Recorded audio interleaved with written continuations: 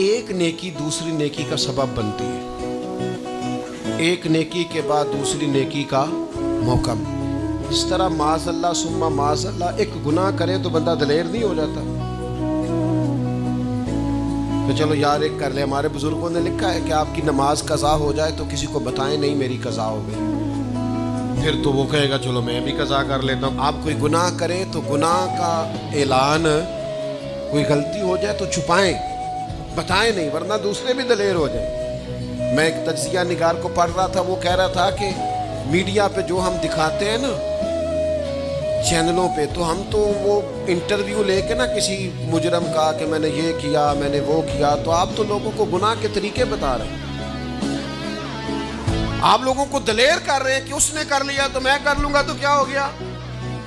ایک گناہ دوسرے گناہ کا دروازہ کھولتا ہے، اسی طرح ایک نیکی دوسری نیکی کا سبب بن جاتی ہے۔ عارف رومی فرماتے ہیں ایک شخص نے اپنے مرشد سے پوچھا تھا کہ حضور مجھے کیسے پتہ چلے گا کہ میرا ذکر قبول ہے؟ تو کہنے لگے جب تو نے پہلی دفعہ ذکر کیا تھا نا اور اس ذکر الہی کے بعد تمہیں دوبارہ ذکر الہی کی توفیق ملی تھی تو رب نے وہ پہلا قبول کیا تھا تو دوبارہ توفیق عطا فرمائی، اس کے حضور وہ قبول ہو گیا، دوبارہ تمہیں توفیق عطا کر دی۔ ایک نیکی دوسری نیکی کا سبب۔ اگر آپ نیک ہونا چاہتے ہیں تو نیکیاں کرنی شروع کر دیں۔ بعض دوستوں سے کہتے ہیں داڑھی شریف رکھ لیں تو کہتے ہیں ابھی میں نیک نہیں ہوں، تو میں نے کہا داڑھی رکھ کے تو بندہ نیک ہوتا ہے، اب رکھیں گے تو نیک ہو جائیں گے، شروع تو کریں۔ آپ کو اس کا لحاظ ہوگا کہ یار اب میں نے داڑھی بھی رکھی ہوئی۔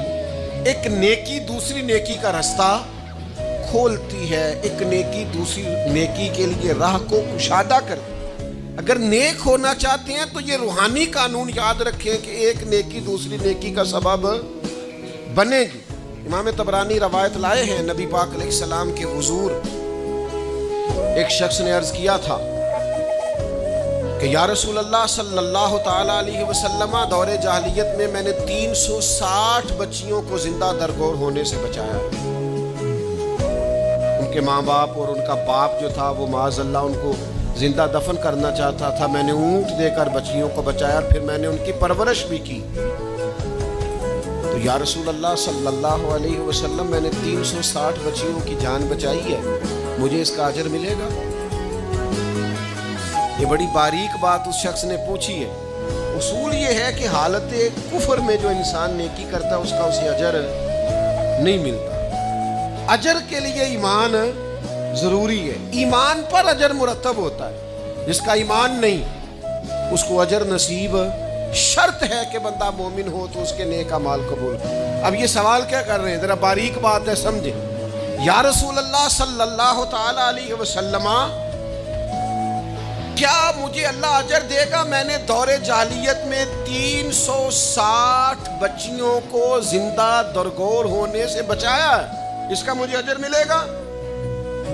قربان جائیں، حضور فرماتے ہیں انا افصح العرب، میں عربوں میں سب سے زیادہ فصیح و بلیغ ہوں۔ اس نے کہا حضور اجر ملے گا؟ تو حضور فرمانے لگے تمہیں تو اجر مل گیا ہے۔ وہ حضور سے پوچھتا ہے یا رسول اللہ میں نے 360 بچیوں کی جان بچائی ہے، زندہ درگور ہونے سے بچایا، اجر ملے گا؟ حضور فرمانے لگے تمہیں تو مل گیا ہے۔